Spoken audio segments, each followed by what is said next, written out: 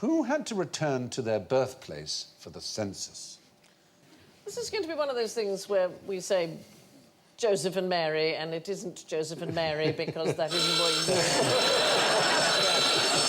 isn't that at all, because that we don't... Woods. Is it? It's not clever. Always been one step behind. The story is given in one of the Gospels, Luke, where it says that Caesar Augustus, if you remember, in those days issued a decree that a census should be taken of the entire Roman world. And we know this is just simply poppycock. The dates are all over the place. And no, there was never a census of the entire Roman world. And there is also absolutely no truth in the fact that you had to return to the place of your birth in order to complete a census, if there were a census. There is only one reason why Luke would want you to think that Mary and Joseph went to Bethlehem to give birth. To fulfil the prophecy. To fulfil the prophecy is the point. Is that in the Old Testament it says the Messiah will be born from the stem of Jesse. And that means... what is the stem of Jesse? Do you know what... There's so many answers, I don't even know where to begin. What time is this broadcast? King David, in the Bible, was David, son of Jesse. And in the various prophecies, they say the Messiah will be born in Bethlehem from the stem of Jesse, i.e. from the family. But it's all about Joseph, and Mary supposedly is a virgin. So the stem of Jesse's got nothing to do with it. I know the whole thing doesn't make sense. What? Obviously not. I know, don't let me for a minute. I spent a lot of time on this as a kid. And Yeah, don't tell me now. Don't let the scales fall from my eyes now.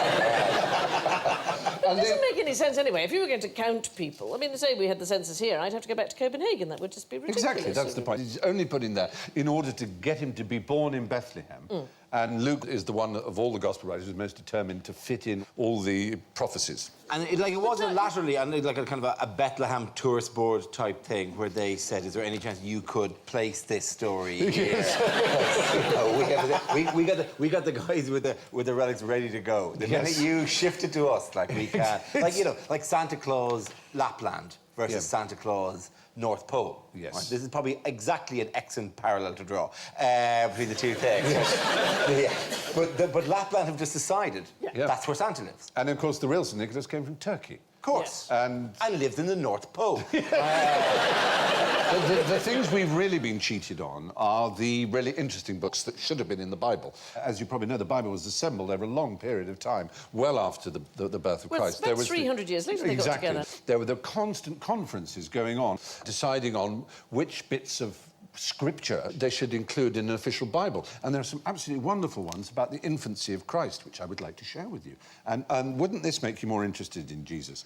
This is one here. They're the infancy Gospels, which were rejected from the final cut of the Bible.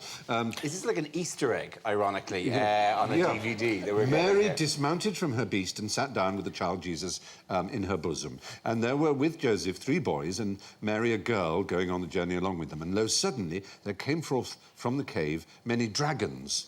And when the children saw them, they cried out in great terror. Then Jesus went down from the bosom of his mother and stood on his feet before the dragons, and they adored Jesus and thereafter retired. Oh, that's fantastic. Isn't that great? No, wouldn't you have paid more attention in Sunday school if there had been more of those? And you're reading that to us in your Harry Potter voice as well. I'm sorry, that just goes with the territory. The Bible meets Puff the Magic Dragon. Yes. Fantastic. That is typical. Oh, that lizard. Oh, that's a dragon. That's a dragon, right? Yes.